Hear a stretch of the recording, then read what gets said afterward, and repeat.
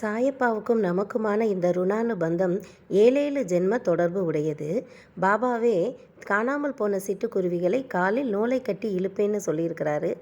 அவனருளாலே அவன்தாள் வணங்கி அப்படிங்கிறது மாதிரி பாபாவோட அருள் இருந்தால் மட்டும்தான் நாம் அவரை வணங்க முடியும்.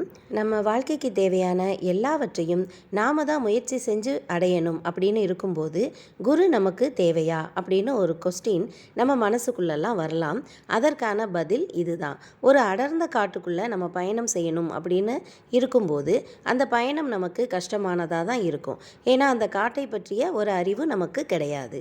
ஆனால் அந்த காட்டை பற்றி நல்ல அனுபவ அறிவு பெற்ற ஒரு வழிகாட்டி நம்மோட வரும்போது அந்த காட்டை நம்மால் எளிதாக கடக்க முடியும். இதையே தான் நம்ம உலக வாழ்க்கைக்கும் சொல்லலாம்.